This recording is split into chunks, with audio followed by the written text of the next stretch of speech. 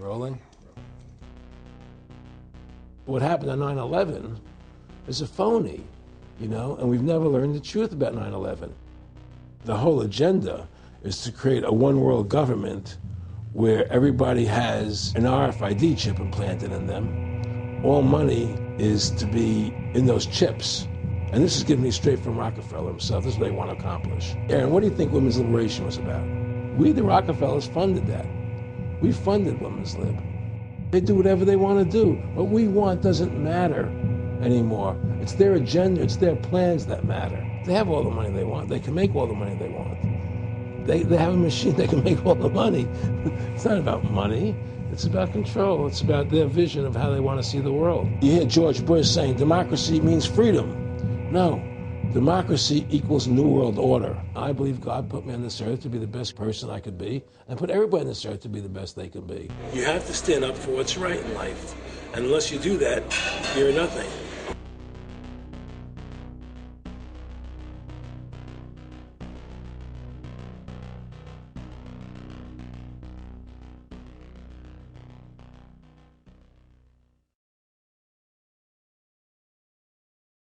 Award-winning filmmaker turned freedom fighter, Aaron Russo was an amazing individual. He'd been battling cancer for more than 3.5 years when he began making America Freedom to Fascism, that he shot, directed, edited, pretty much on his own with just the help of a few people. An amazing individual. A long life of award-winning films, of hard work, and for standing up for the Bill of Rights and Constitution. When we first went to shot this interview, I put it out on the web for free. But parts of it have never been seen. So here today, you're going to have a chance to see the in-depth interview, the final interview with Aaron Russo. But his important work lives on. He made one of the definitive films exposing the elite that control this nation and the world, the private Federal Reserve. And the information he put out 2 years ago rings more true today than ever. And his film, America Freedom to Fascism, and Mad as Hell, and the other great works he did, just continue like ripples in a pond to light bushfires in the minds of men and women everywhere. So this film is dedicated to the one, the only, Aaron Russo. You rolling? I'm honored to be interviewed by Alex Jones, a truth seeker, fighting for justice in America. Alex charming is getting me all smiling. Aaron, when did you start to think something was wrong in the world, or start to find out about the whole banking cartel and the Federal Reserve System, the New World Order? Well, that was a progression of events.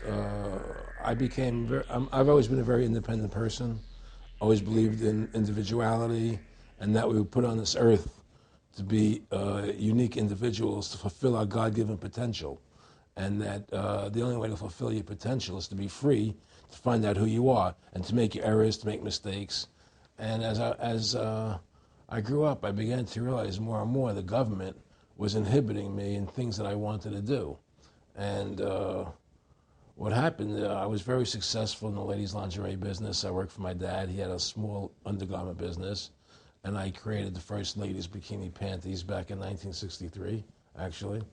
And then I opened up a nightclub in Chicago called the Electric Theater that opened up the day Martin Luther King was assassinated. All right, and so the city of Chicago was in flames the day my club opened, and nobody came out to the club. And well, what happened was that that was the year of the Democratic Convention in Chicago in '68, and so my club became a hangout for the hippies, and because they wanted to go to Chicago and protest what was going on. And I was having a concert at my club one night to raise money. And the police raided the nightclub, my club, for no reason at all. And I was standing outside in my office overlooking the street, and I saw all these paddy wagons pulling up in front of my club. And I was a 24-year-old kid. I had no experience at all, really. So what are these paddy wagons doing here? And then I saw all these cops getting out of the paddy wagons coming into my club. I said, oh my God, they're raiding me. And so I ran down to the stage, and I got on the stage, and I stopped the band from playing. And I said to the people in the audience, we're being raided, so sit down on the floor, cooperate, and pull out your identification and cooperate with the police. And as I said that, two of the cops from behind threw me onto the floor and grabbed me and started dragging me out of the club. I'm going, you know, victory, victory. You know, I'm playing it for all it was worth at the time. I was a kid. And then I saw the fire department there. And the fire department was dumping garbage cans, the garbage all over the floor. And I thought to myself, well, why are they doing that? You know, very quickly as they were dragging me out. And I didn't quite understand it. So they threw me into the paddy wagon. As I got into the paddy wagon, one of the cops grabbed my testicles from behind and squeezed. And I went into the paddy wagon in gigantic pain. And the next person that came into the paddy wagon, the cop, as he was stepping in, the cops took the billy club, smashed him on the head with it, and just split his skull, you know, for no reason. I mean, there was nothing wrong. So that was kind of your wake-up. That was my awakening. It's like, what is going on? I thought this was America. So I initially blamed it on Chicago and Mayor Daley, thinking it was Chicago. And anyway, it was the headlines of the newspapers the next day. You know, there was my picture in the newspapers, the headlines, Electric Theater short-circuited, it was raided. And in the article, they went ahead and they said that the reason they raided the club was because the fire department came there and saw it was messy, full of garbage, and the hippies started attacking them, which was totally not true. Those dirty hippies? It was totally false. You know, it was a complete fabrication. So they ran a false flag on you. They framed you. Yeah, of course. You know, and I was in shock. I said, people lie like that? People actually do these things? I couldn't believe it. You know, it was an awakening to me. And I went on television. I told people on television that they lied. Nobody cared. Nobody cared what the truth was. You know, it was shocking to me. And then a week or 2 weeks later, I forget exactly what it was, two cops come to see me, a lieutenant and a sergeant, a captain and a sergeant. And they said, Mr. Russo, we're sorry if you got hurt that night at the club in the raid, but we're here to tell you that if you want to keep the club open, it's going to take $2,000 a month, and we're going to come see you once a month, and whenever we have to raid you, we're going to call you, you know, and we'll let you know we're going to come in tonight and raid you. This was mafia. Well, the police mafia, Yeah. You know. And actually, it was actually more interesting than that. They said, listen, there's the A plan, there's the B plan, and there's the super deluxe plan. And this one, of course, each one will cost you that much money a month. Which one do you want? What was the super deluxe? That's the one I took. That was a $2,000 a month plan. And I took that plan, and I paid them $2,000 a month, and they left me alone. And whenever they were going to raid the club, they would come there, we're going to have a phony raid tonight, you know, just to look good for the people in the neighborhood, you know. So that was your first big education? That was my education into corruption in government, you know. But I really thought that was basically Chicago. I didn't realize it was the whole country was like that. And so that was my wake-up call, that people lie and cheat and steal. And I thought everybody was always honest and nice and decent. And I had no idea about any of these things. Well, what happened with me was that they finally one day they came to me and they said, look, we can't take your money anymore. I said, why, what's up? What's going on? I said, we have to close your club. There's elections coming, and the aldermen in the neighborhood don't want you open anymore. So we can't take your money. So I had to go to court and fight them, and they were trying to close the club. And then one night there was a fire, and the club never reopened again. The club just closed, and that was the end of the club. And they burned me down. And that was the end of my experience. And then I moved back to New York, where I met Bette Midler. And I ran into her at a little nightclub she was playing called The Improv, and I thought she was fabulous. And through a series of events, I began managing her. And as soon as I started managing her, her career took off like a rocket. You know, it was just fortuitous, I guess. And we became very, very successful. And through managing Bette, I started producing shows on Broadway where I won the Tony. And I produced a television show where I won the Emmy with Dustin Hoffman and Bette, you know. And then I produced The Rose for her, where she got Academy Award nominations. And then that led me to producing Trading Places, which everybody knows, you know. I think it's the best Eddie Murphy movie.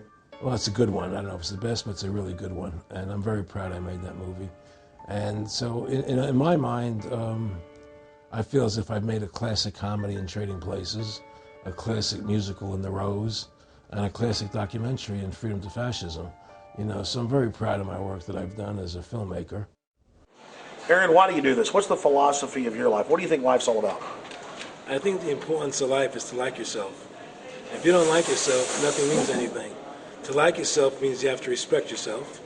To respect yourself means you have to take actions that you respect if somebody else did them. And what's the point of living if you don't like who you are? You can have all the money in the world, and if you look in the mirror and you don't like what you see there, what's the point of it? So to me, the most important thing is that I like who I am, and that I take actions that I would respect if somebody else did them. That you live a life of character, honesty, truthfulness, and I believe that a person has the ability to mold their character like a sculptor can mold a piece of clay. You know, there's no saying that a leopard never changes its spots. I don't believe that. I believe people have the total ability to mold their character into what they choose to be in their life, what their ideals are. And that's what I try to do with my life. I am not the same person today as I was 30 years ago. I've changed a lot because I wanted to be something better than what I was before.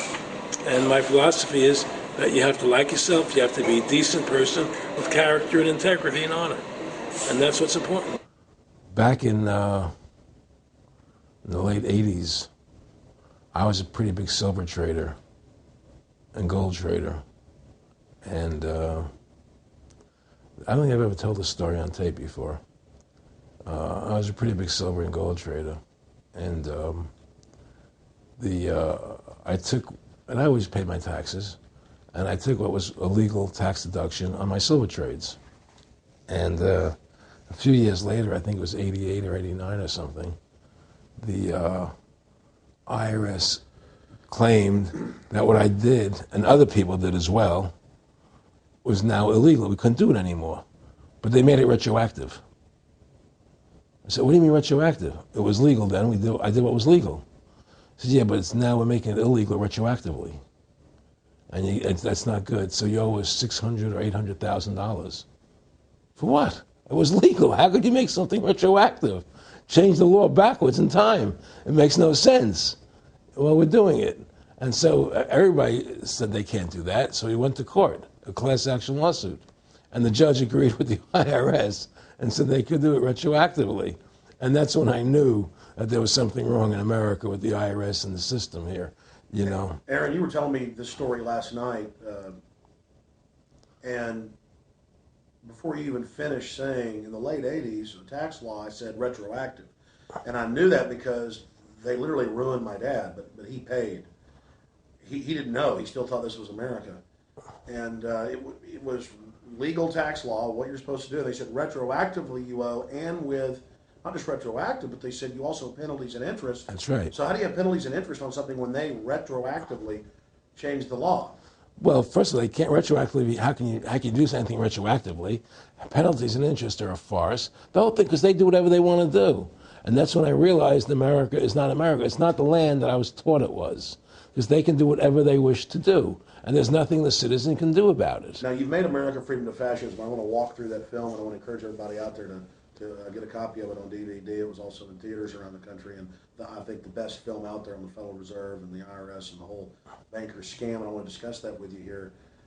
But I wanted to go back a little bit to the point that we discussed last night, where you don't advise people to not pay. And I do the same thing. People say, well, wait, you're saying it's a scam, but you're saying go ahead and pay it. And I like the way you summed it up.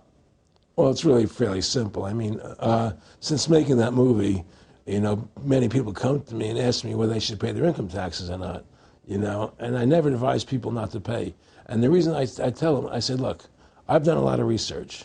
The Supreme Court has ruled that the IRS has no authority. The 16th Amendment did not give the IRS the authority to tax your labor and your wages. That's a fact. All right, the Supreme Court is the law of the land, you know, and the IRS does not trump the Supreme Court. However, that being the case, the fact is, if the mafia would come to you and say, we want $2,000 a month or we're going to hurt you, I would not advise you not to pay them, because you may get hurt by not paying them. Whether it's legal or not doesn't necessarily matter. You're going to get hurt if you don't. It's the same thing with the IRS. they can hurt you. They can put you in jail. They can torture you. So if you don't pay them, you may get hurt. So I never advise people not to pay.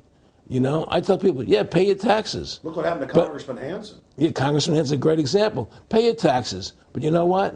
Shut down the Federal Reserve System, and eventually you won't have to pay those taxes anymore. See, the IRS is a symptom of the problem. The real problem is the banking industry and the bankers in this country. That's where the real problem lies. That's the root of our problem. That's why we've lost America, okay? So yeah, pay your taxes, because if you don't pay them, you might get hurt. And I've heard all the arguments, you know, what tax protesters say and so on and so forth. And I don't call them tax protesters. I call them the tax honesty movement, because they're being honest, you know, at least. But the fact of the matter is, you're being forced, you're being compelled to pay it, because you're facing jail sentences, you're facing time, you're facing corruption of the courts if you don't pay, right? And so you pay it, because you just like you'd pay the mafia. But with the mafia, at least you have the government to call and try and help you to get past the mafia, to protect you. Here you have nobody to protect you. The American people are living in a matrix. They don't understand the truth of how things are working in this country, you know? And let me give you an example of what I'm talking about. The very fact is that if you ask 100 people on the street, what kind of government is America supposed to be? 99% of them will tell you a democracy. America is supposed to be a democracy. But that's a lie. That's an illusion. The word democracy is not written into the Constitution at one time. It's not in the Bill of Rights. It's not in the Declaration of Independence. The Founding Fathers hated the idea of a democracy. They thought it was the worst form of government there is. And I agree with them, because in a democracy, 51% of the people control 49% of the people. If you're part of the 49%, you're not free. America was founded as a constitutional republic. And in that constitutional republic that we have, 99% of the people can't take away the rights of 1%. You have your rights because you were born with them. You have God-given human rights that nobody can take away from you. The government, the majority, no matter who they are, I can't take away your rights. And that's what our founding fathers gave us. But the psychological operations that they do to us, they make us believe that we're a democracy and that majority rules, you see? And they want you to believe that. Because then they tell you this poll says this many want this and this many want that and this many want this, and it doesn't have anything to do with anything. Well, Hitler was elected. Hitler was elected. Hitler did everything legally. And in a constitutional republic, a minority is protected against a majority. Wasn't it Benjamin Franklin, to paraphrase, that said democracy is two wolves and a sheep voting on what's for dinner? Exactly. And then he also said, in a republic, the sheep would have a gun to protect himself. You know, and that's the truth. America's not a democracy, but you ask the most intelligent people what form of government America is supposed to be, they'll say a democracy. Because that's what they've been brainwashed. They've been psyoped into believing that. They believe that we're in Iraq. They believe we're in Iraq to promote democracy. The word democracy, you hear George Bush saying democracy means freedom. No, democracy equals New World Order. Democracy equals slavery. The word democracy is not synonymous with freedom. It's the opposite of freedom. Democracy is the worst form of government you can have because it's majority rule. And the government can tell you exactly what they want to tell you to do because the majority wants it. I don't care what the majority wants. I live my life as I choose. And if I don't commit violence, theft, or fraud against another human being, I can live my life as I wish. That's my choice.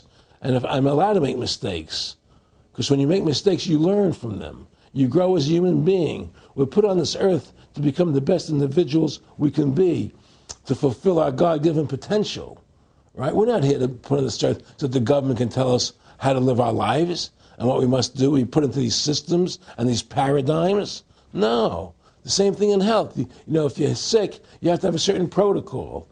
Nonsense.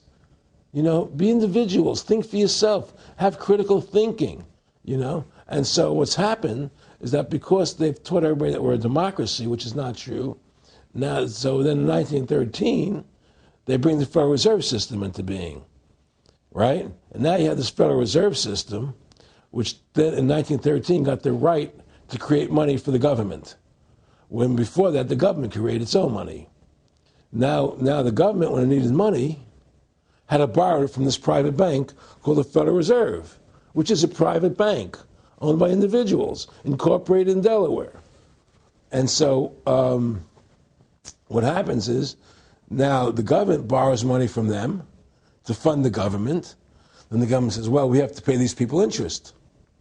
How are we going to pay them interest? Let's impose a tax on the labor of the American people, which never existed before, to pay the interest to the bankers. In fact, in 1980, Ronald Reagan said not 1 red cent of your income tax money goes to run the country. It all goes to the Federal Reserve. Well, it was the Grace Commission report that said that not one nickel goes to the infrastructure of the country. And I guess Reagan quoted that too. Right. And so, but the point I'm trying to make is that by creating this Federal Reserve System, the government now became dependent on these private banks for money. And they started taxing us, you see. And so now what happens is that in 35, I believe it was, Social Security started. And they gave you Social Security cards, said not to be used for identification, the Social Security number right on the card, right? And through Social Security, they started deducting money out of your paycheck. That was the first time they were ever could take money out of your paycheck, because people agreed to it because they thought it was going to their retirement fund.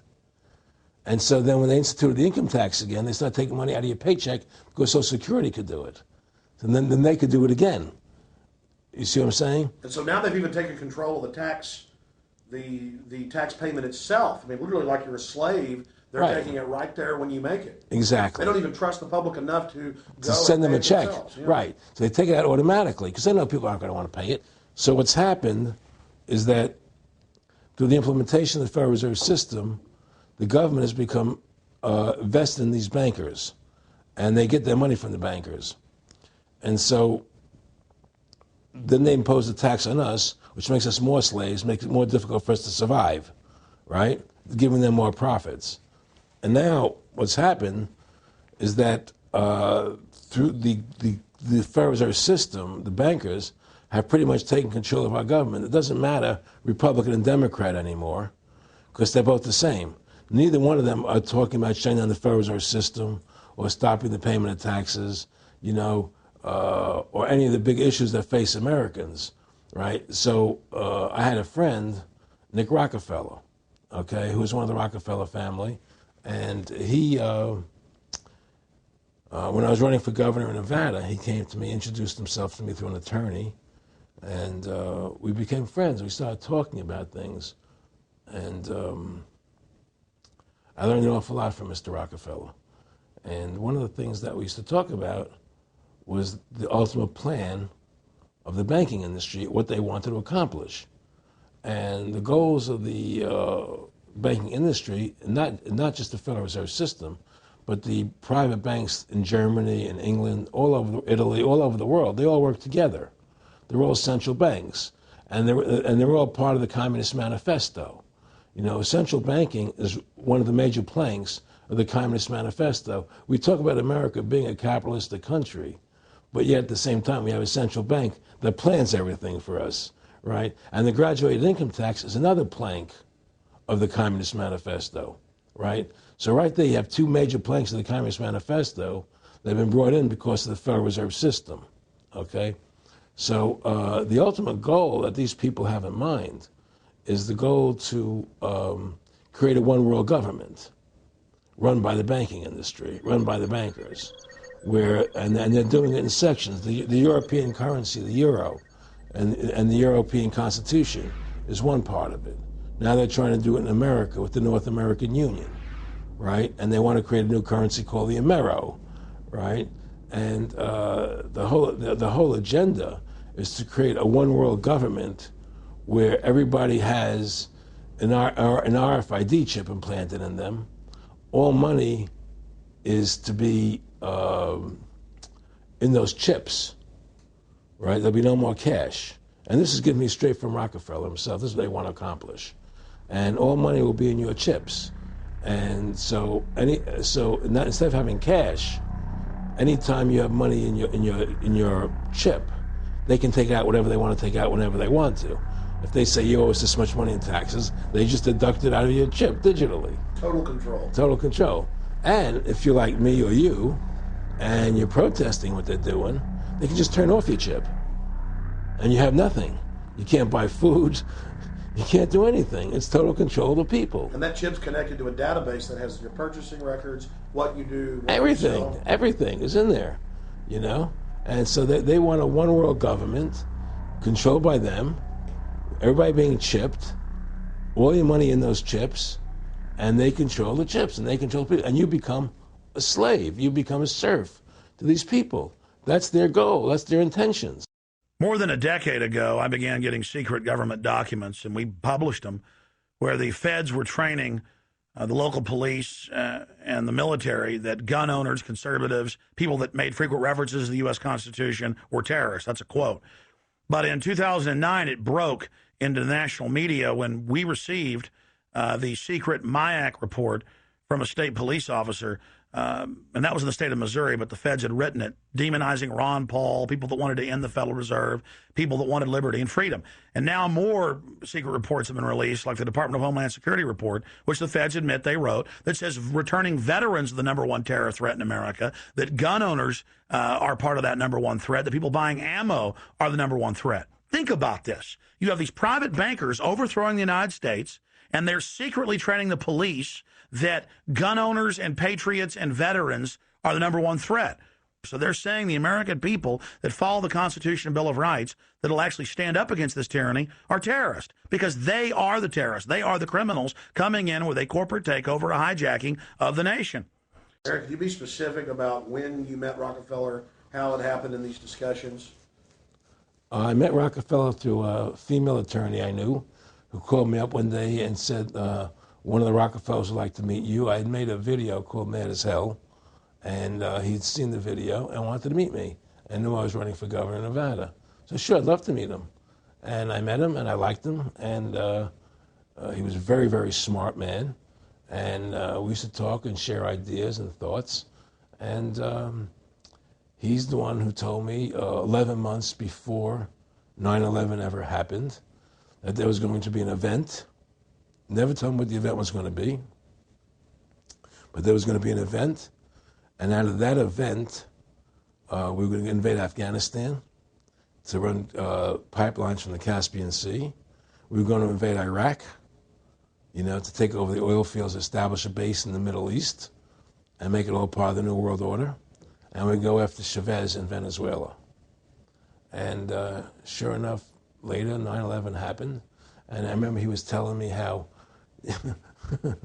you're going to see soldiers looking in caves for people in Afghanistan and Pakistan and all these places. And there's going to be this war on terror, which there's no real enemy. And the whole thing is a giant hoax, you know, but it's a way for the government to take over the American people. He told you it was going to be a hoax. Oh, yeah. Oh, yeah. There's no question. He says, there's going to be war on terror. And he's just laughing. There's no, who are we fighting? I mean, why do you think 9/11 happened and then nothing's happened since then? Do you think that our security is so great here that these people who pulled off 9/11, who were able to, can't knock down another plane? Come on, it's ridiculous. 9/11 was done by people in our own government and our own banking system to perpetuate the fear of the American people into subordinating themselves to anything the government wants them to do. That's what it's about, and to create this war, this endless war on terror. And that's why and that was the first lie. And the next lie was going into Iraq, you know, to get Saddam Hussein out with his weapons of mass destruction. That was the next lie. Now, specifically, this was a little over 6 years ago? This was 11 months before 9/11. Yeah. And Nick Rockefeller, who's a lawyer, he's become your friend over the previous years, and he's saying to you that there's going to be this big event, and then out of that we're going to have a war on terror, and it's just going to go on and on. Right. An endless war on terror without any real enemy. That you can never, so you can never define a winner. And did he say that it's going to be perfect because you can't define an enemy? It just goes on Yeah, and on? because you can't define a winner. There's no one to beat, so it goes on and on forever. and they can do whatever they want. They scare the hell out of the American public. Look, this whole war on terror is a fraud. It's a farce. It's very difficult to say it out loud because people are intimidated against saying it. Because if you say it, they want to make you into a nutcase. But the truth has to come out. That's why I'm doing this interview. The fact of the matter happens to be that the whole war on terror is a fraud. It's a farce. Yeah, there's a war going on in Iraq because we invaded Iraq. And people over there fighting, you know. But the war on terror, it's a joke, you know. And until we discover what really happened on 9/11 and who was responsible for 9/11, because that's where the war on terror emanates from. That's where it comes from. It was 9/11 that allowed this war on terror to begin. And until we get to the bottom root of 9/11, the truth of 9/11, we'll never know about the war on terror. Aaron, you said that he was, and I think it's important, and I know this about the Rockefellers from Dr. Dennis Cuddy and many others who literally, you'll be 20 years old in a lunch line at college, and no, it was David Rockefeller. And here's your, I mean, they're experts at recruiting and getting what they call players, and that clearly he was, I mean, I want to make it specific and just get you to reiterate what you said last night about you got 30% of the vote, you were having an effect, you made mad as hell, they knew that you'd started the Constitution Party, they knew that you were somebody who was taking action and getting things done, you'd already made some big films, had a lot of other successes, right. So they were trying to recruit you, and didn't it come down to the point of, hey, we are here to recruit you, and don't worry, your chip's going to say, don't mess with us, you know, this guy's don't touch. Yeah, yes, that did happen. I was definitely being recruited, but it's more subtle than that. Well, in your words, just go through the process, and then what he said. Well, what it is remember, we were friends, and we used to go to my house a lot. We'd have dinner, we'd talk, and he'd tell me about business investments, how you get involved in, you know, or they would help me with this business investment or that business investment. And was I interested in joining the Council on Foreign Relations? You know, I would have to get a letter to join them, but was I interested in that? And, you know, just stuff, you know, leading you on. And I used to say to him that I never really did that because that wasn't where I was coming from. You know, as much as I like you, Nick, you know, your ways and my ways, we're on the opposite side of the fence. You know, I don't believe in enslaving people, you know, and he would come back with, oh, I do? Or? Well, it would be more like, you know... It's better for them. Well, it's more like, you know, how do I put it? It was like, what do you care about them? What do you care about those people? What difference does it make to you? Take care of your own life. Do the best you can for you and your family. What do the rest of the people mean to you? They don't mean anything to you. They're just serfs. They're just people.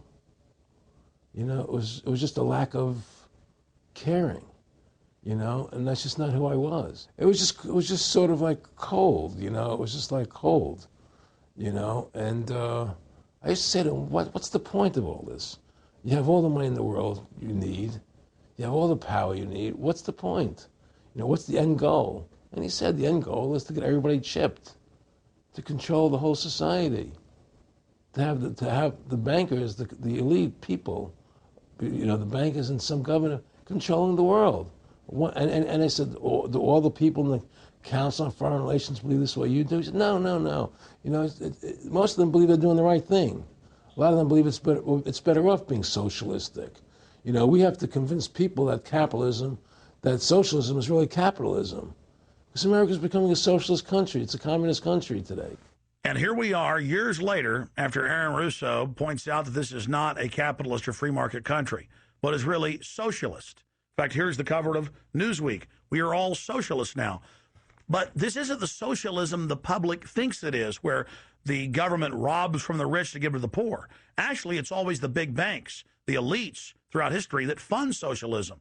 They want to use the middle class's money to basically domesticate the working class and expand the size of government so it can basically, in the end game, eradicate the middle class and have a giant submass of uneducated slaves who have no chance of ever rebelling against the tyranny, and a tiny elite in control of it all. And that is the very nature of this New World Order system. They are using big government to strangle competition, to take control of the people, to break up the family, to basically set up a global plantation or neo-feudalist state? Well, one of the things they told me was that he was at the house one night, and he would talk, and he started laughing. He said, "Aaron, what do you think women's liberation was about?" And I said, I had pretty conventional thinking about it at that point. I said, I think it's about women having the right to work, getting equal pay with men, just like they won the right to vote, you know? And he started to laugh. He said, "You're an idiot." And I said, "Why am I an idiot?" He said, let me tell you what that was about. We, the Rockefellers, funded that. We funded women's lib, you know? And we're the ones who got all over the newspapers and television, the Rockefeller Foundation. He says, and you want to know why? He says, there were two primary reasons. And they were, one reason was we couldn't tax half the population before women's lib. And the second reason was, now we get the kids in school at an early age. We can indoctrinate the kids how to think. It breaks up the family. The kids start looking at the state as the family, as the school, as the officials, as their family, not as the parents teaching them. And so those are the two primary reasons for women's lib, which I thought up to that point was a noble thing. You know, when I saw their intentions behind it, where they were coming from when they created it, the thought of it, I saw the evil behind what I thought was a noble venture. Aaron, did you know that Gloria Steinem, in one of her own books, now admits the CIA funded Miss Magazine? No, I had no idea about that. No, I never heard that. Yeah, we're going to... CIA funded Miss Magazine? Funded Miss Magazine with the stated goal of taxing women and breaking up the family. No kidding. I never heard that. Well, Nick told me. I mean, I know it, but not because I know the CIA was involved in it. Well, Gloria Steinem was proud of it. Oh, the CIA wanted to help women. No kidding. So they funded it, yeah. And of course, it's divide and conquer. Right, and of course. What they do is they focus in, obviously, on real problems. Women were getting shafted in many ways, but the elite wasn't planning to help them. They were planning to really shaft them and take men away from them. Look at what they did with black families. You only had about 10% illegitimacy 50 years ago in black communities, and now it's over 90%. And look at welfare. You were going to give you some money, but you can't have a man in the house. Right. And so that was further to degrade the family. Totally destroyed. And now illegitimacy is over 50% in the general population. Right. Well, see, the whole thing is these people control the money, so they make all the rules. You understand? And they put whatever rules they want into effect. And the truth is, America has really become a socialist, communistic country. And everybody says it's a capitalistic country. It's not a capitalistic country. You know, how can it be capitalistic when you have a central bank? That's the first. It can't be. You know, It's a planned economy. It's a planned economy. It's a phony. If they want to create prosperity, they just print dollars. They just make dollars or put digits into the economy, and then now you have prosperity. You don't have real prosperity. You don't have real manufacturing. You just have money being injected in. It's an infusion of credit, which only makes the government go into more debt. Into more debt. The Federal Reserve is poison to our country. Of course it is. It's poison. Whoever makes the money makes the rules. Rothschild said that, and they make the money. Why are we allowing these private bankers to make the money for our country?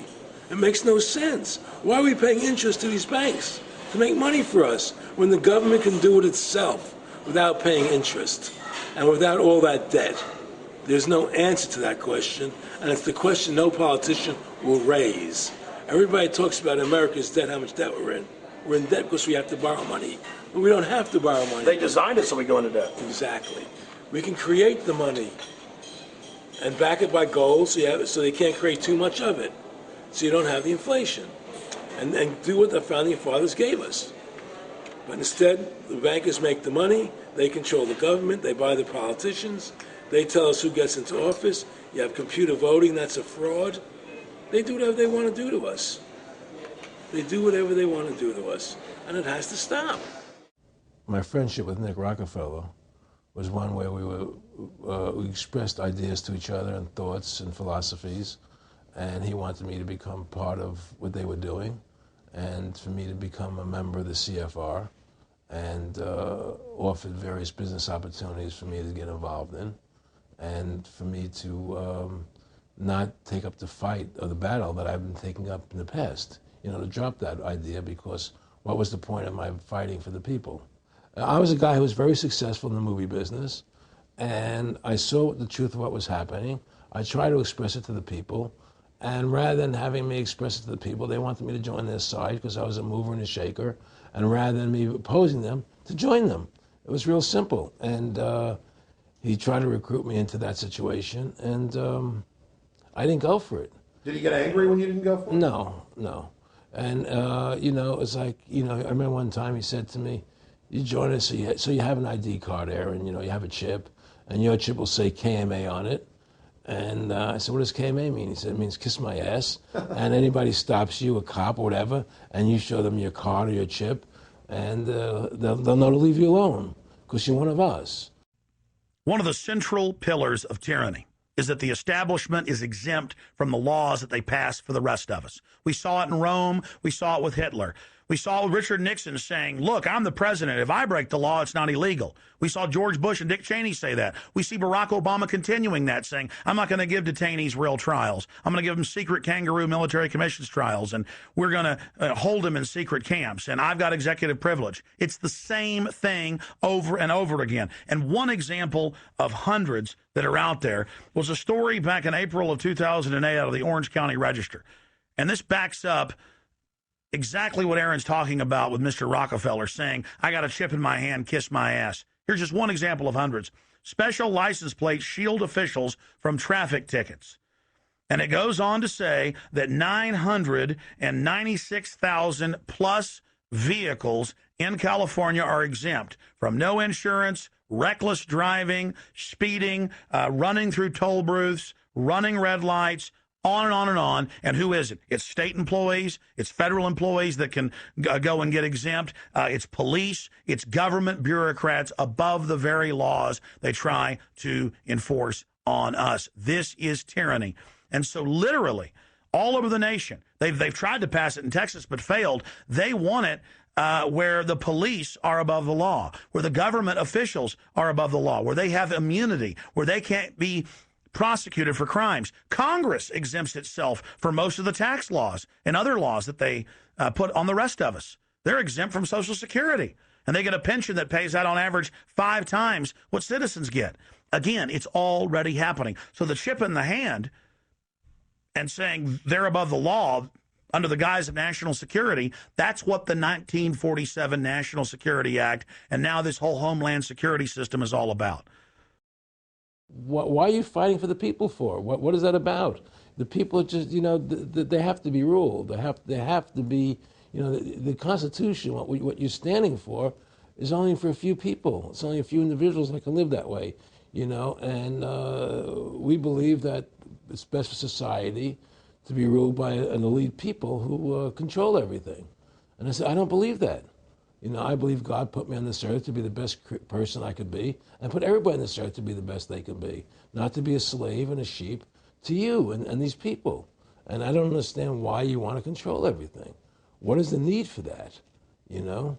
And I asked him, do all the people in the Council of Foreign Relations feel the same way you feel? He said, no, a lot of them think they're doing the right thing. They think that socialism is the best way to go. They think that, that they're doing the right thing. But the people at the top, they all know the truth of what's happening. And that's what it is. So it's compartmentalized within the elite structure as well. Of course it is. Of course it is. I mean, all the people that are in the CFR, was that 2,000-3,000 people? I forget, like Dan Rather. They don't know what's going on. They join the CFR because it's prestigious. They think it's good for business. It's good for this. You know, they don't know what's really happening. You know, the evil that comes out of it, that's emanating out of it. You know, and to me, you know, the biggest evil is what's happening right now, because what happened on 9/11 is a phony, you know, and we've never learned the truth about 9/11. That's the question I wanted to follow up on. He tells you 11 months before there's going to be an event, all this is going to happen.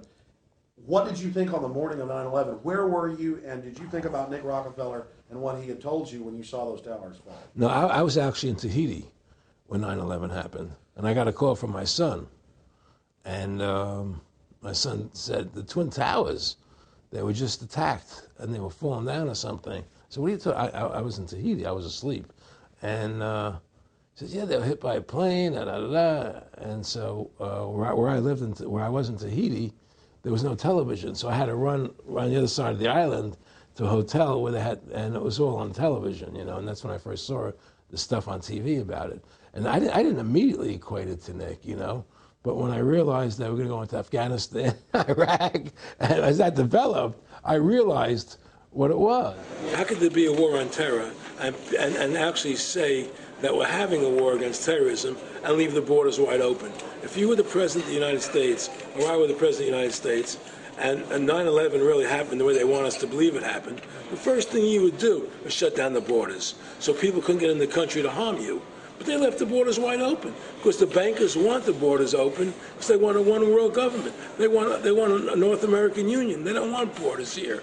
The 9/11 was only a manifestation.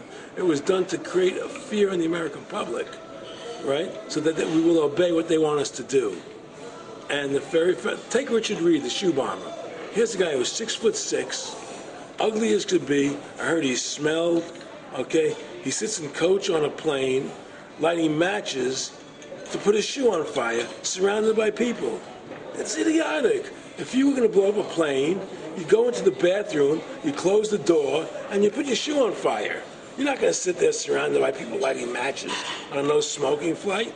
They want you to believe this nonsense. It's ridiculous. 7/7's come out now, and the majority of the British people think it's an inside job, and all the evidence points towards it being an inside job. Yeah, I mean, what happened in England, London? Yes.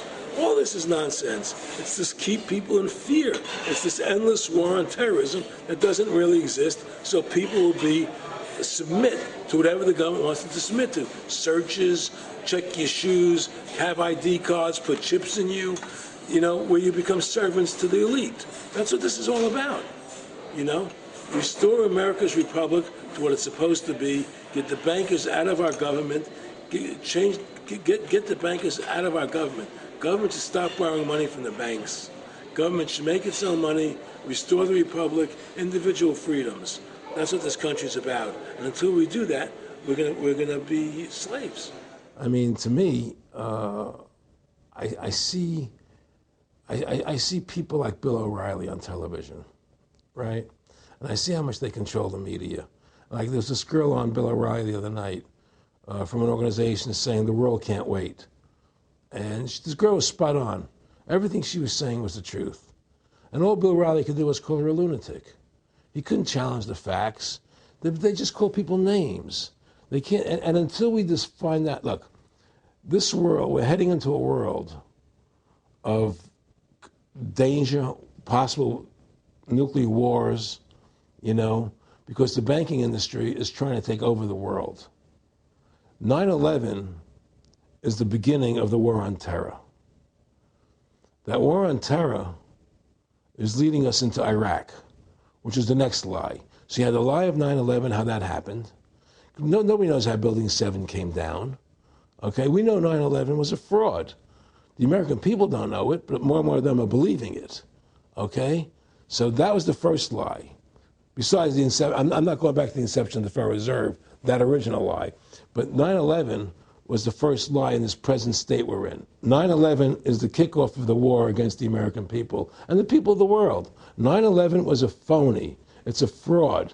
It didn't happen the way they told us it happened. Now, because of 9/11, we then had the authority to go into Afghanistan and Iraq. Iraq didn't have weapons of mass destruction. Okay? So that was the next lie. Now they're talking about going into Iran. Now, how would you feel if you were Iran and you had this big, powerful country, America, go into your next door neighbor, take over their oil fields, right? Wouldn't you be worried that what they were going to do to you? Of course you're going to be worried. But the people of America don't think about it from Iran's point of view. They think about it from our point of view. So now we're going to send more troops into Iraq and keep building up because they want Iraq and the Middle East to become part of the New World Order. And Iraq was using, Saddam wanted to start using euros instead of dollars, right? He was messing up their whole consumption. Iran wants to start using euros instead of dollars. They have. Okay? So I'm saying what they're trying to do is preserve their power. And one lie leads to the next lie, leads to the next lie. And until you get to the root cause of 9/11, which is supposedly the war on terror, we'll never solve our problems here. Should we send more troops into Iraq? Should we not send more troops into Iraq? Well, the truth is, The fact is that it all goes back to this war on terror. Where did 9/11 come from? That's the root cause of everything.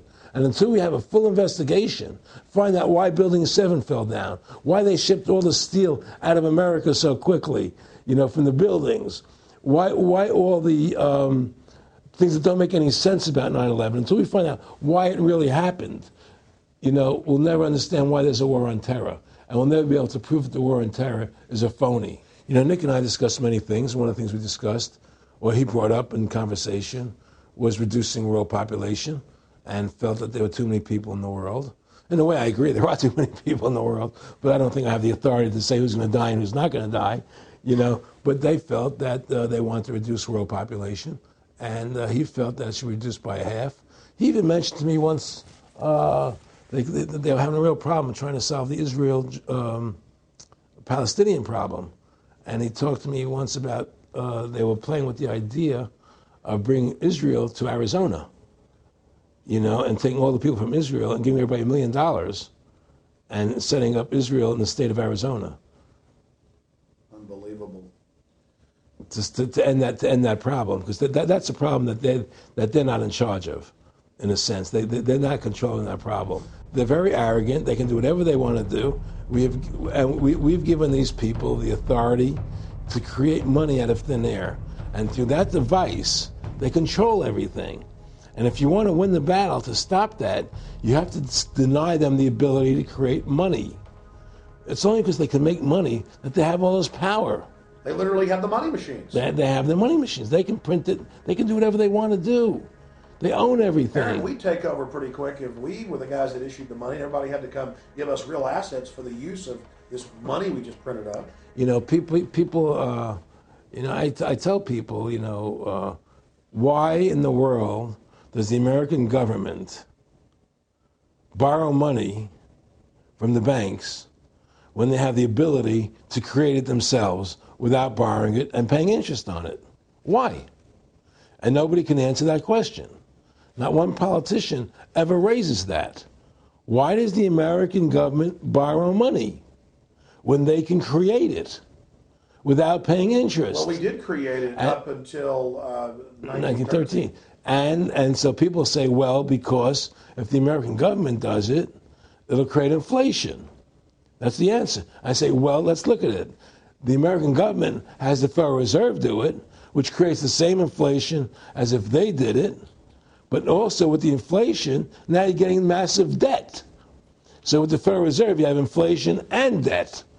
Now, if the American government made the money, backed by gold, which limited the amount they could make, you wouldn't have debt and you wouldn't have inflation. But inflation was only about 50% from the 1780s, I've looked it up, until the late 1800s. And then we have the central banks already trying to cause some panics, which they then used to push the Federal Reserve. And if we look at inflation since 1913 into 2007, it's exponential. In fact, $1 is worth about 2 pennies what it was worth in 1913. Former Federal Reserve Chairman Alan Greenspan doubled the money supply from 2000 to 2006. And then Edward Bernanke, the new Fed chief, came in and said he was going to double it again in the next 2 years. And then he said, now I'm going to make the money supply numbers secret. And so now we don't even know. Right. But the evidence is they are just, in the curve of inflation, it gradually grows. And then suddenly at a point, it goes straight up. And it seems it's parabolic, yeah. Yeah, parabolic. But the thing is that the only thing I disagree with you on from early 1800 to 1913, there was no inflation other than during the Civil War. When Lincoln was Well, I'm talking about how much $1 was worth. And I know it never changed. There was no inflation. In that whole 100 years, there was no inflation. People knew what the money was worth. They could retire. They knew what it would cost them to live their lives out. There was no problem.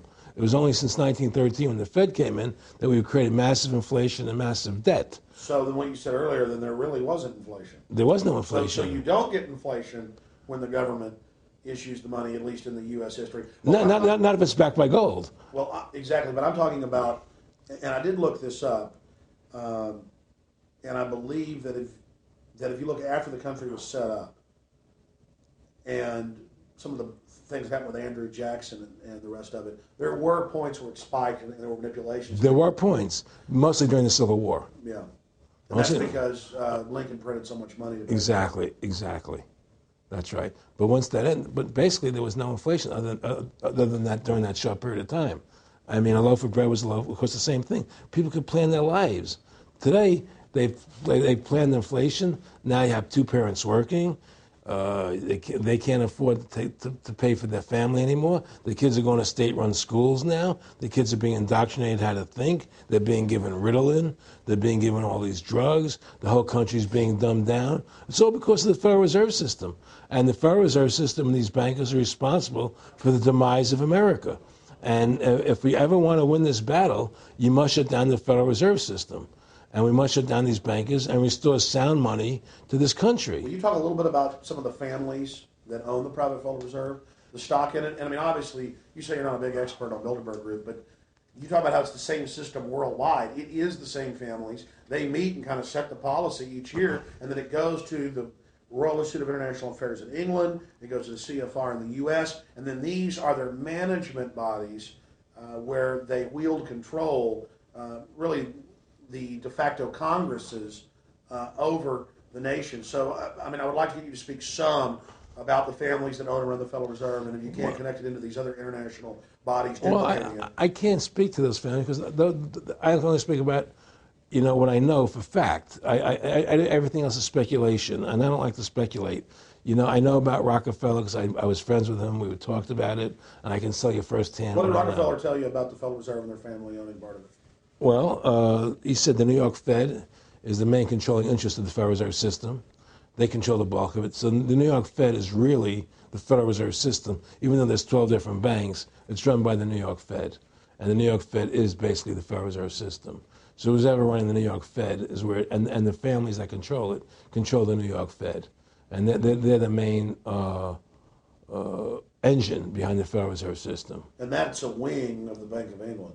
Well, the Bank of England and the Federal Reserve are partners, and the Bank of England is a private bank, and so is the Bundesbank in Germany, and the bank of all the banks of the G8 countries are all private banks. They're private central banks. And look, what happened in Europe? Didn't Europe vote down the European Constitution? Yes. They're still doing it. Didn't they vote down the euro? They're still doing it.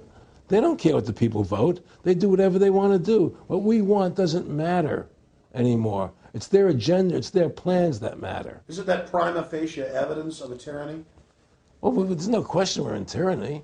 There's no question we're living in a world where the American citizen is no longer a free individual human being to do the things that they wish to do. We're slaves, and it's getting worse. What do we got to do to bring these people down? In my opinion, you must shut down the Federal Reserve System. And I think that there has to be an uprising. There has to be an uprising. People have to stand up. I can't do it alone. You can't do it alone, Alex. And we need to get a majority of people, not a majority of people, but It was 5% won the war against the British, a highly motivated group. But I agree, people have got to get angry first.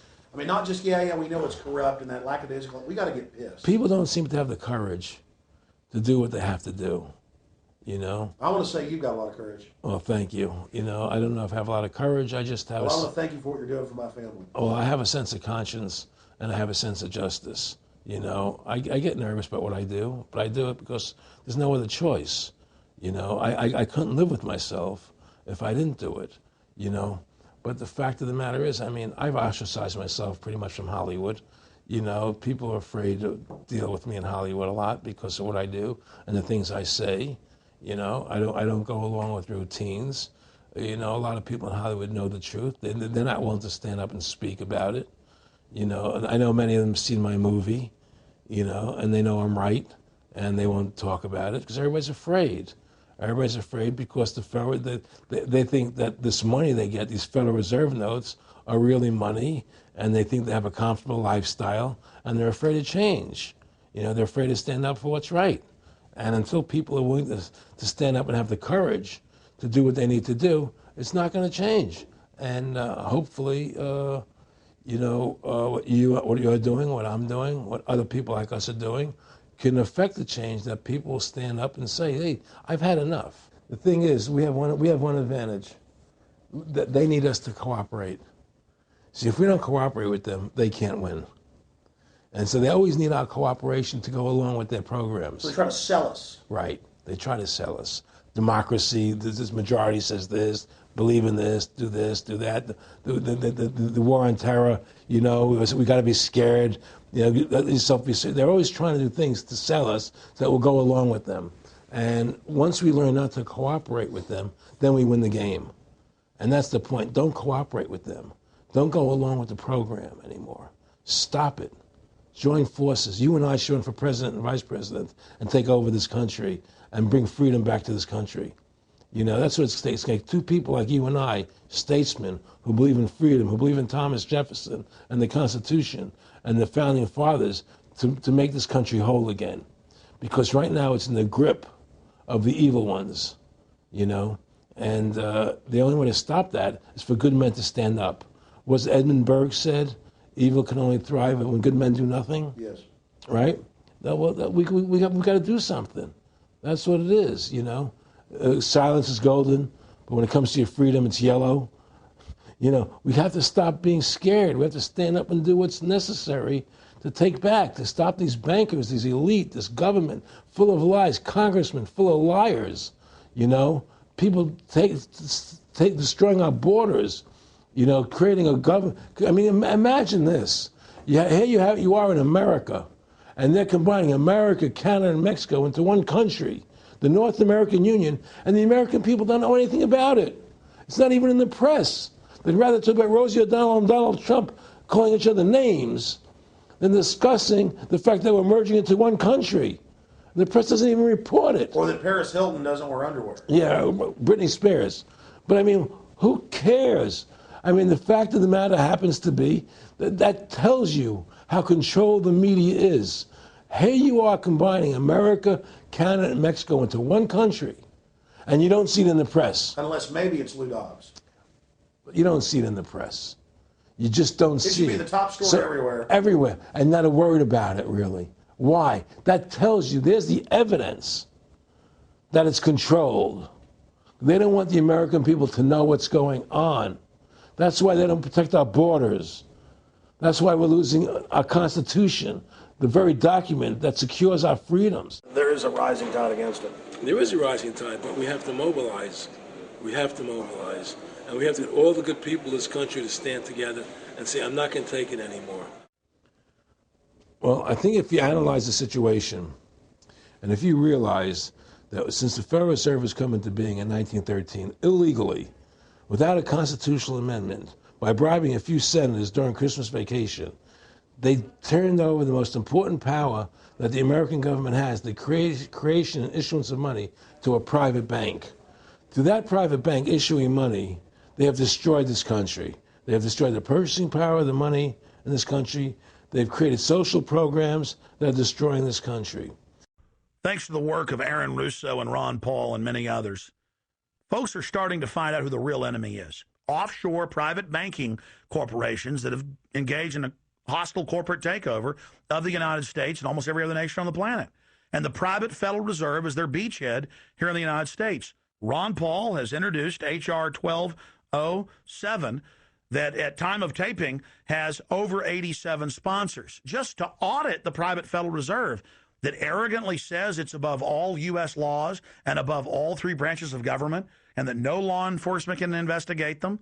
I mean, how asinine is that? How above the law is that? How ridiculous is that? Everybody else gets audited. Nobody else is above the law but them, this group of plutocrats, this group of polycentric bankers that are setting up this neo-feudal world system. Now, they've taken over our government, both Republicans and Democrats. There's no difference anymore between the two parties. They control both parties. It doesn't matter to them which one wins, because who's ever running for president will be someone they anoint, okay? Whether it's Hillary Clinton or John McCain running for president next year, they're going to be people that are going to do what they want them to do. And the fact of the matter happens to be that you can't win an election unless you have enough money to win. They make sure who gets the money. The most important point is they control both parties. And the public continues to only focus in on the distraction of the left puppet and the right puppet instead of looking at the puppet masters. In fact, more and more of this is coming out. Top Senate Democrats, bankers own the U.S. Congress. Senator Dick Durbin on Chicago radio station last week blurted out an obvious truth about Congress. This is from Salon, that despite being blindly obvious, it is rarely spoken. And, quote, the banks, hard to believe in a time when we're facing a banking crisis, that many of the banks created are still the most powerful lobby on Capitol Hill. And frankly, they own the place. So there is one of the most powerful Democrats in the country, top Senate Democrat, saying bankers own the U.S. Congress. It's true. Let's admit it. Let's stop debating the two puppets they put out in front of us, the liberal puppet, the conservative puppet, and then every time we wake up to one of the puppets, they just replace it with another puppet. Let's look past the puppets to the puppet master above them that's controlling the puppets. That's all Aaron Russo and myself and Ron Paul and so many other people are saying. Let's get back to a culture of liberty versus tyranny, not this left-right diversion. You know, when folks are sick of Obama in 4 to 8 years, they're going to put a Republican in, and they'll put out different rhetoric, but carry out the same operation. Because as the top Senate Democrats said, the bankers own the place, even though they engineered the crisis. And make no mistake, they did engineer it by design. Their own documents, their own IMF and World Bank documents admit that. And out of this crisis, they're setting up the new Bank of the World, according to Time Magazine and Newsweek and the Wall Street Journal and just hundreds of publications with headlines like, and now for world government, and the Financial Times of London. They create the crisis and then say, okay, our Ponzi scheme's falling apart and bankrupting you. Give us $12.8 trillion in the first 6 months of the banker bailout. And now they say, we'll set up a Bank of the World you pay your carbon taxes to, and private bankers will rule your life, and we'll pay private greenhouse gas carbon taxes to two firms owned by Al Gore, and this is publicly admitted. I mean, this is how bad the scamming is getting. And we've got to wake up. We've got to say no. We've got to get angry and get in the face of the New World Order. Again, the private offshore bankers own America. They own both parties, but they get you in a rah-rah, Coke versus Pepsi, Redskins versus Cowboys, fight. And you get in this little political fight as followers instead of looking past that to the actual global elite and what they're setting up. So through these bankers attempting to taking over America, knowing that America was the freest nation in the world, it was necessary for them to take over America, take away our gun rights of freedom to bear arms, and create a country where we become slaves. Because once they take over America, the rest of the world becomes a lot easier for them. And so by creating 9/11, an event to terrify the American people that were being attacked by terrorists, you create a world where there's an enemy that can never be pinpointed. You can never win the battle. It's a 100-year war. It's a never-ending war on terrorism, right? So you're always fighting this war. And through the war on terrorism, which is the 9/11, which is the first lie, then you create the war on terrorism, which is the next lie. Then you create the war in Iraq for weapons of mass destruction, which is the next lie. And it's one lie to the next lie to the next lie. Now it's going to be Iran, the next lie, sending more troops and a surge into Iraq. Think about what Aaron Russo is saying here. The war on terror is a war on the American people and the people of the world. You see, the elites always sell the public on tyranny by attacking a minority that's unliked first, or the outsider. Oh, we're just getting rid of the Bill of Rights and Constitution, having secret arrest and FEMA camps and the Military Commissions Act for foreigners. It's just for them. And now the federal government has been caught saying that gun owners, conservatives, people buying ammunition, they've been caught saying that returning veterans are the #1 threat to Homeland Security. And in a way, that's true. People that know about the Bill of Rights and Constitution and know that our country is being taken over and hijacked by foreign banks, I guess they are the threat to the criminals that have done this. That's all the New World Order is a private corporate takeover of the nation states, of the governments of the world. And then these private corporations bring in a tyrannical form of neo-feudalism that they call corporatism or fascism. Mussolini said that fascism should properly be called corporatism. And that's what it is. And they create the socialism to get control of the wealth and to control society. And then they pipe the profits to themselves. So they socialize the general public to get control of us, but it's private above us. It's basically just slavery. Now, think about what Aaron Russo was saying here, and it's absolutely true. This is a war on the American people. They build Homeland Security, they build the police state in the name of fighting foreign enemies, and then they flip it all around to use it against the American people, and the MIAC reports and the DHS reports and the rest of it. This whole thing was set up for the people, and Aaron Russo nailed it. It's just one thing leading to the other, and it's always with the event. It's always in the point of taking over more countries, more dominance. You know, making sure the American dollar, making sure the G8 stays in control of everything, and what they want to do is to control the American people, control the people of the world, put RFID chips in everybody, so everybody's a slave to these central banks. Did you ever talk to Nick Rockefeller after he told you all this and then 9/11 took place? No. But he did. I told you. He told me that you're going to see men running around caves looking for Osama bin Laden. You know, you're going to see men looking for, these guys, and they're going to be, He told you it was all going to be bull. It's a phony. The whole thing is a fake. It's a fraud. Was he laughing, or was he just coldly saying this? No, it's more laughing, cynical, laughing. It's more like, look how stupid everybody is. Look how stupid everybody. We can do whatever we want to do. Well, it is ridiculous. It's like with Al-Zakari. They claim they killed him like 14 times. And then they never said, well, we didn't kill him last time, but we killed him this time. They never even now they're like practicing being ridiculous. Well, what about bin Laden being in the American hospital, getting kidney help? Yeah. Right? In the American hospital, right? They could, if they wanted Osama bin Laden, they could have gotten him. Oh, yeah. He was right in the American, after the coal. Well, every time our troops really would keep catching Taliban leaders, they would be ordered by the generals to let them go. That's come out in the newspapers, but only here or there. And they kept going, and then Pat Tillman was complaining about it, and then he got shot. I've talked to his brother. Oh, you did? And then he got shot, and there was a big hero charging Al-Qaeda. No Al-Qaeda, somebody shot him in the back. Look, we're dealing with complete evil.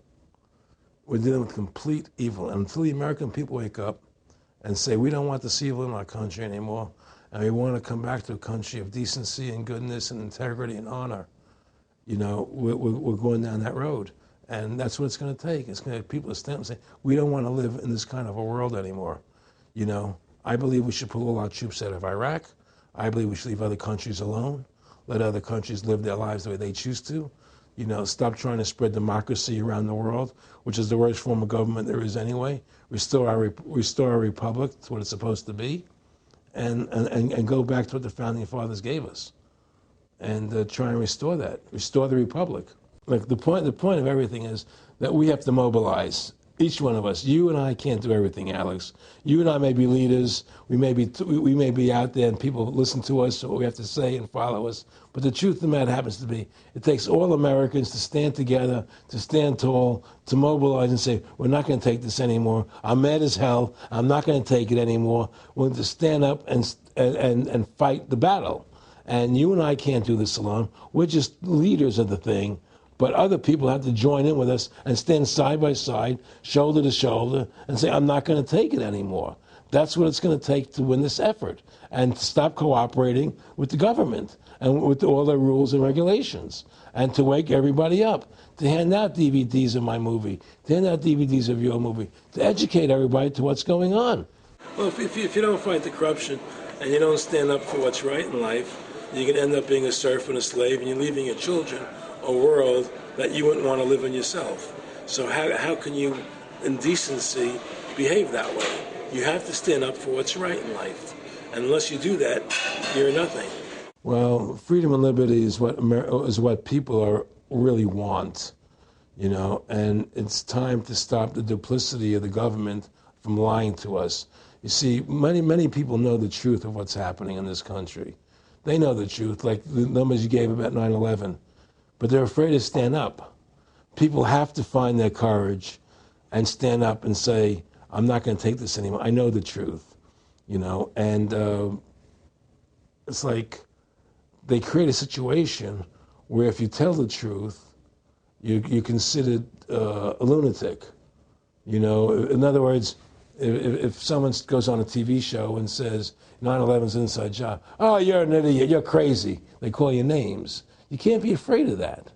Well, it doesn't work anymore. I mean, they have no facts. Just calling you crazy doesn't make you crazy. Well, we know that. They also go get kooks who are kooks to put them on and then say they represent us. That's right, exactly. Another tactic.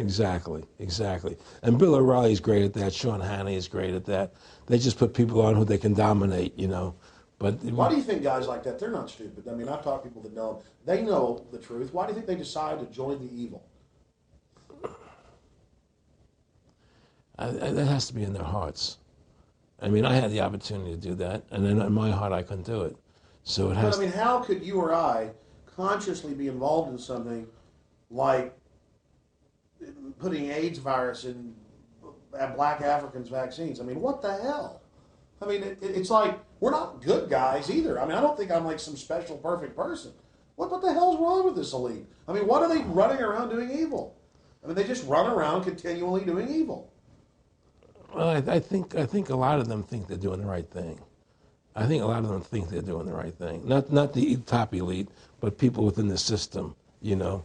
But I think that it's all about, as Nick said to me, it's about control and power. They have all the money they want. They can make all the money they want. They have a machine that can make all the money. It's not about money. It's about control. It's about their vision of how they want to see the world in their eyes. And, you know, you and I believe in individuality, in the person being the dominant thing, the individual being the dominant person. Today we live in a world where institutions are dominant, not people. You know, the American, you know, we the people, by the people, for the people. Now it's we the institutions, by the institutions, for the institutions. People are secondary. It's all about corporations and institutions. And the Federal Reserve is the biggest institution in the world. You know, if you ask somebody what's the biggest corporation in the world, they'll say Google or Walmart or Exxon or something. But the biggest corporation in the world is the Federal Reserve System, right? And all the other corporations feed off the nipple of the Federal Reserve System. Well, it's like the Monopoly game. The bank always wins. It has unlimited money. It's not the people playing on the board. Exactly. The bank owns the board, the box, the shelf it's sitting on. But that's because you gave them the ability to make the money. You have to take that away from them. We need to take the bank away from the private bankers. Exactly. You have to take the creation of money away from the private bankers, and you'll solve 95% of your problems.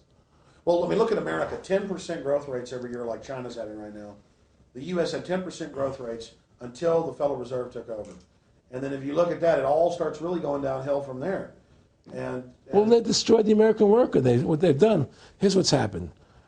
The Federal Reserve has created this massive inflation in America, which means that the American worker has to keep making more money to keep up with the cost of living.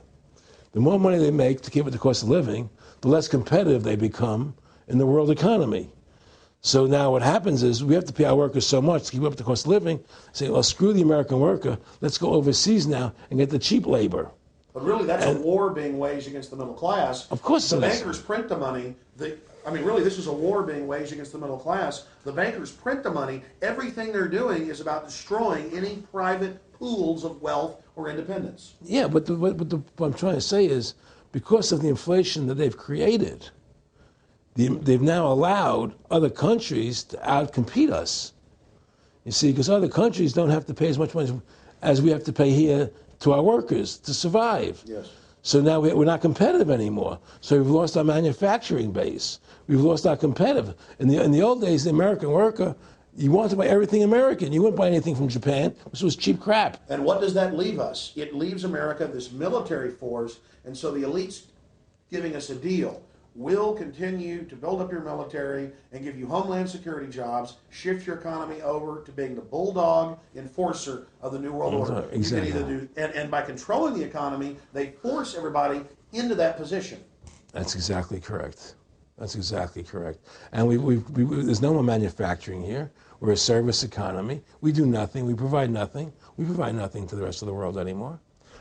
Well, first of all, Freedom to Fascism is a movie that everybody should see, because we show the fraud of the income tax. We show how judges put people in jail for no reason. We show the corruption of the justice system, and we show how the Federal Reserve came into being and how it's controlling society, and how all the central banks of the world are working together through the Bank of International Settlements in Switzerland, which is the central bank for all the central banks, and how they all work together to create this one world government, the one world order, which is what they're trying to do. So Freedom to Fascism is a movie just to get you a good basic education about how the world is really working. And I really want everybody to see that movie. Critical.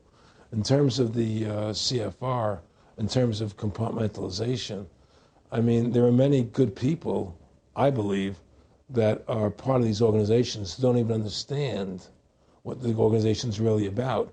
People like when I was in Germany doing cancer treatment, there was a gentleman there who was visiting a friend of his who had cancer. And he was a member of the CFR. And we were talking. And I showed him the movie. He said, "Oh my God, I'm going to resign. I had no idea this was what the CFR was about." He had no idea. He was just a nice guy who thought he was in this prestigious organization. Yeah, a lot of it's about getting good people, and so you can watch them. Keep your friends close, your enemies closer. Well, no, it wasn't even that. It was, well, a lot of people join the CFR because they think it's a prestigious organization. It'll help them in business, make good business contacts. They didn't have an understanding that the CFR is really about world domination, about how they and the Trilateral Commission, the Bilderbergers, all work together, with the banks to control the people.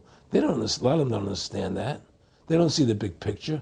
Oh, it's CFR, it's a prestigious organization. I'll meet this one, I'll meet that one. I can do good business deals out of it. It's just business to them. The CFR wants to get the people in there that have influence and power, and so they're part of that. So they're not opposing them, It's like the whole country today is becoming the haves and have-nots. You're getting the very, very wealthy, the middle class is being destroyed, and you're getting the poor people. Isn't this just a slick mafia that took over and uses fancy PR? Well, you can call it mafia, you call it whatever you want, but it's definitely a criminal organization. There's no question about it. But it's a criminal organization that has prestige, that appears to have what's the word I'm looking for? Class, style. It's like, respected. It's respected. People don't look at it as being a criminal organization. That's what a great job they've done. People look at Alan Greenspan as being a hero. The maestro.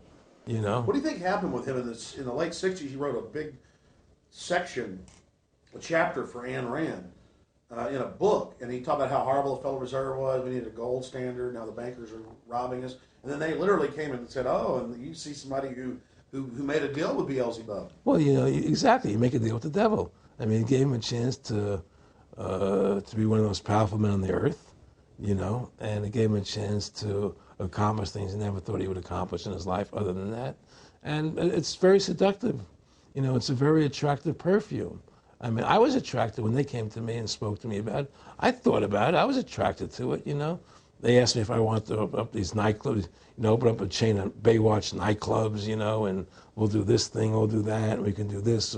I mean, all these things were proposed to me, business ventures. But you know what it is? It was your nature, though. It's the way you are. You couldn't take the deal. Well, I can't do that to people. I just can't be in a position where I can do that to other people. I have a conscience, and my conscience would not permit me to do that. People say I'm very courageous. I don't think I'm courageous. I think I have a conscience, and my conscience doesn't allow me to do that to people. It makes me feel sick. I just don't believe in it. No, I agree. When I do bad things, I feel bad. When I do good things, I feel good. Yeah, exactly. I feel the same way. And I mean, I don't know what's going to come out. I mean, I don't have that much money, but I've got some money. I mean, it's like, what more do I need? I can go on a trip if I want. I can help pay for my kids to go to school and have my life, comfortable. I mean, how would I go out and screw people so I could have some more junk? Well, money's a funny thing.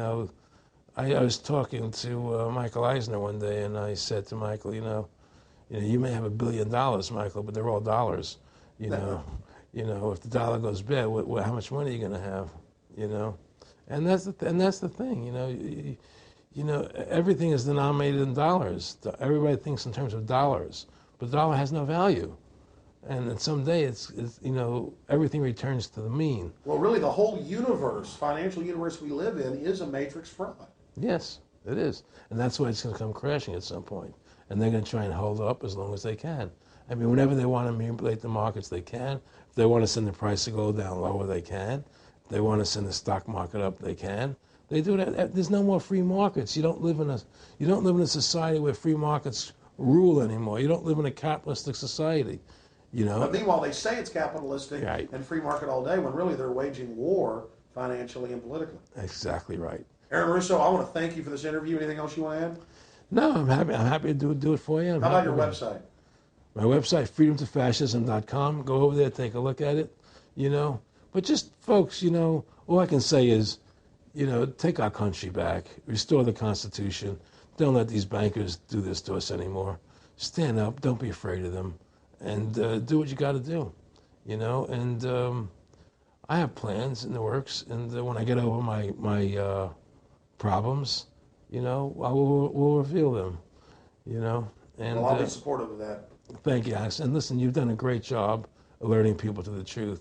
And don't, in other words, don't be afraid to be ridiculed by these people. You know, if 9/11 was a phony, and I know it was, then stand up and say it's a phony. Don't be scared to tell the truth. Don't allow their you know, their powers of trying to make you look silly to frighten you. What do you think of what Charlie Sheen did? I love what Charlie Sheen did. I was so respectful of what he did. I just applauded him. People saw right through that attack. They flipped a light switch when they went after him. Yeah, but they don't. You see, the thing is that more people don't come out and do it. You know, to build that wave. Charlie did it. I'm really proud of the guy. David Lynch did. But the media was smart and didn't bite this time. Right. I mean, a few people have, but they're not picking up on it because they control the media. James Brolin did on The View. I heard that as well. But again, they're not picking Barbara up. Walters looked like she's about to have a heart attack. But they don't pick up on it. You see, they don't allow it to go anywhere. You know, it comes if someone says something, they let it die. You know, but they keep perpetuating, you know, the war on terrorism. They keep perpetuating all these things that are lies. And because we've given the Federal Reserve the money-making power, they control the media, they control the government, and they're all in bed together. So you're fighting all this propaganda all the time, and it's a very difficult fight. Americans, mobilize. Stand together, stand tall. Tell the government you're mad as hell. No longer cooperate with the government. Do not accept the national ID card. Do everything in your power to restore freedom and your individuality back to America. Stop being a country run by the institutions for the institutions. Let's go back to we the people, by the people, for the people, as opposed to we the institution, by the institution, for the institution. Stand up for your individual rights. Stand up for the godliness that's in each and every one of us. Thank you for watching this historic interview with Aaron Russo. Please don't just stand down after watching this film. Research the private Federal Reserve for yourself. Realize it is the main head on the Hydra that we have to go after. Realize that we can fight the political parties all day, but until we go after the heart, the root of the problem, nothing's going to get better. We have this ruling class of private bankers that issue all this fiat currency, and they have committed unbelievable crimes and have the audacity to claim that they're above the law. Ladies and gentlemen, now more than ever, we don't have a choice. It's us or them. Either the New World Order is removed from power, or the world faces more wars, more tyranny, and a nightmarish police state carried out by these eugenicists. So in the memory of Aaron Russo and every other freedom lover out there in history, and for the future of our children and the species, humanity itself, let's call for grand jury investigations of the private Federal Reserve. Let's arrest the bankers. Let's kick these foreign corporate criminals out of our country and get our constitutional republic back. Let's stop being distracted and diverted by the liberal and conservative puppets they stick up in our faces on television. Let's look past the front men to the actual architects of the New World Order and bring them to justice. There's no way these arrogant bastards can get away with this if we expose them and speak out against them. And more, it's coming out even in the mainstream media that they are a pack of criminals who are above the law and who have hijacked our nation. But they're only above the law in our minds. We have to expose them as the criminals they are and bring them to justice. Look in the mirror. You are the solution. Take action and join the ranks of folks like Aaron Russo, Ron Paul, and so many others. God bless you all, and thank you for watching this presentation. Now spread the word about the true enemy of the people in the Fed, in the New World Order, in the hegemony of private central bankers.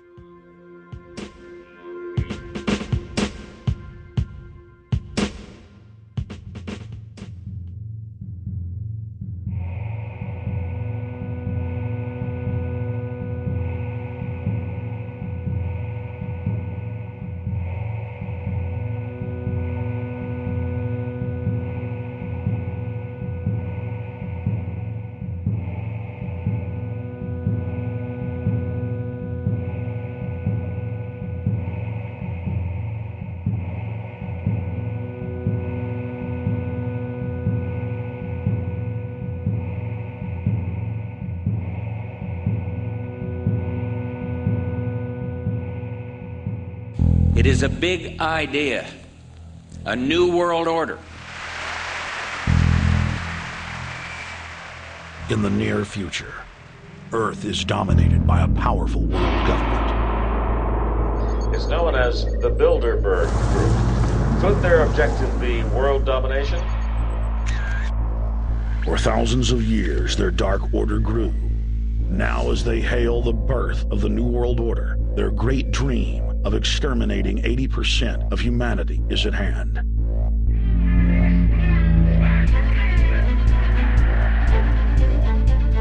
For the first time in history, the elite's plan for world government is blown wide open. You will learn the secret that drives the entire New World Order agenda. Bilderberg is making great progress toward a world government, and only an educated, informed public can stop them in their tracks. Alex, it's Chalabi, eh? For the first time, all the pieces have been put together. The dots have been connected, and the picture is crystal clear. Earth's ruling elite believe they have discovered the fountain of youth. But before they can attain it, 80% of us must die. A psychopathic technocracy is establishing world government so there can be no escape from their plan.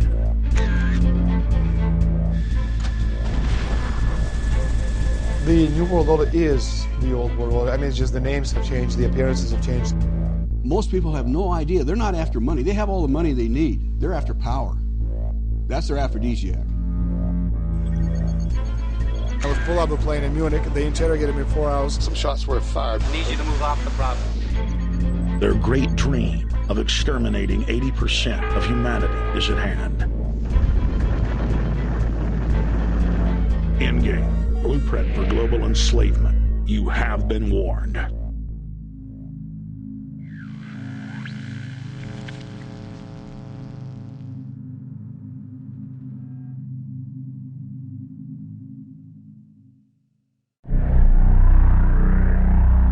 Obama is notoriously a liar. We need to go to where the real architecture of government is, and it's not in a president.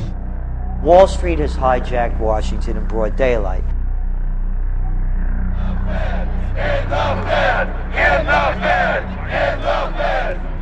Well, Obama's already fudging. He's fudged since day one in this election. The elite are using Obama to pacify the public so they can usher in the North American Union by stealth, launch a new Cold War, and continue the occupation of Iraq and Afghanistan. The globalists are outside all the nations. That gives them safety, and they play countries off against each other. We've got to give them a stake in creating the kind of world order that I think all of us would like to see. Partnership and cooperation among nations is not a choice. It is the only way. What they're doing is using the existence of the United States to act out their Wall Street fantasies of world domination and maintaining their capital structures and maintaining their system of looting. The fight that this country has been waging since its inception is for the central bankers not to take over the country. President Barack Obama is only the tool of a larger agenda. Senator Obama had a desire to do some meetings. Others had a desire to meet with him tonight in a private way, and that's what we're doing. Presidential candidate Barack Obama was publicly criticizing the North American Free Trade Agreement in a bid for votes, but privately telling Canadian officials not to worry about it. If you talk to our generals, they are desperate for is a civilian counterpart to our military force. What do you call this thing where you get this false sense of gratification, but because a black man is in office, everything's gonna be all right? No, everything's not gonna be all right. So I know how unpopular it is to be seen as helping banks right now, especially when everyone is suffering in part from their bad decisions. I promise you, I get it. The Obama Deception. The truth strikes back. Get your copy of The Obama Deception today at Infowars.com or download it in super high quality at prisonplanet.tv.